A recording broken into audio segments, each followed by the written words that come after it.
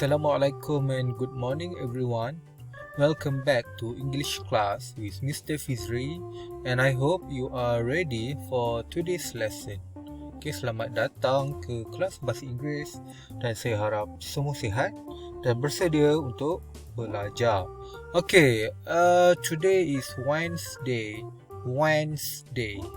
W-E-D-N-E-S-D-A-Y. Wednesday. Rabu, hari Rabu, 25th of August 2021, 25 hari bulan 8 tahun 2021. Okay, so from the pictures here you can see there are many vegetables. Okay, ada banyak sayuran. Okay, so again I want to remind you, please eat vegetables because it is good for your health and for your body. Okay, sila makan sayur-sayuran kalau nak jadi pandai dan sihat.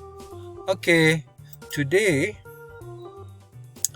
I will teach you how to answer module on page 96. Okay, we will do the questions on page 96. Kita akan buat soalan di dalam modul muka surat 96, but before that you must write the day for today and the date. Okay, day is Wednesday, date is 25th of August 2021. Record the fruit and vegetables that you eat for a week. Okay, so this is a 1 week project. Okay, ini adalah projek 1 minggu ataupun kerja rumah 1 minggu. Okay, ini macam diary lah. Okay, this is like a diary what you eat for 7 days, selama 7 hari. Okay, so this is the day. Day means hari. Okay, you have to write starting today. Wednesday, and then Thursday, Friday, Saturday, Sunday, Monday, Tuesday. Okay, so this is the date, tarikh. And you write starting from today 25th, 25, 25th, 26th, 27, 28, 29, 30, 31st. Okay. 25th, 26th, 27, 28, 29, 30, 30th, 31st. Okay, sampai 31 hari bulan. Okay, tarikh ni nanti. So, kena isi setiap hari ya.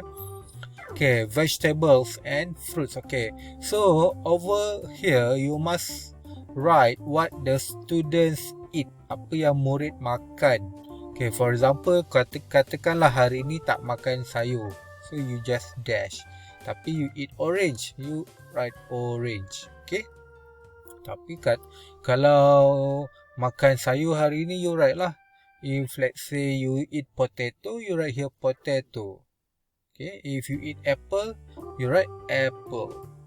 Okay. This is for today, hari ini. And then tomorrow, Thursday, let's say you eat carrot. Okay, esok makan carrot. So you write here carrot. And tomorrow tak makan fruit, you just dash. Dash tu maksudnya buat garis panjang je. Okay. But if you eat more vegetables or more fruits, you write as many as you eat. Okay, let's say lah. For example, kalau awak makan lebih banyak buah, okay, makan 2 buah, 3 buah, you tulislah 3. Orange, apple, apa lagi? Watermelon. Okay, boleh, no problem. So this one, again saya nak ulang, this is a 1 week project. Project selama 1 minggu.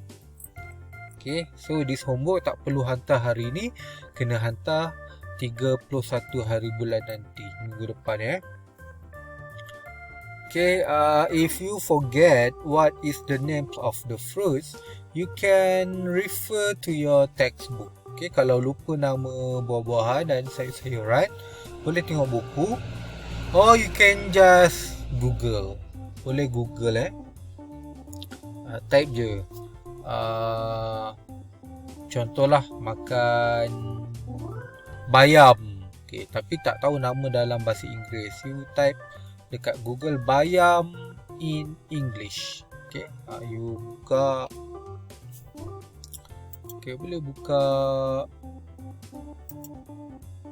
Google, you type lah bayam in English. Nampak dah ada. So dia akan keluar nama dia spinach. Okay.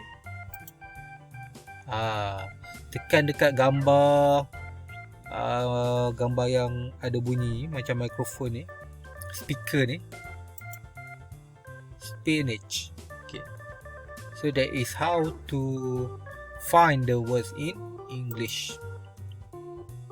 Okay. So that's all for today, and I hope everyone can do this homework. And if you have any problems, please ask me. So see you again and goodbye.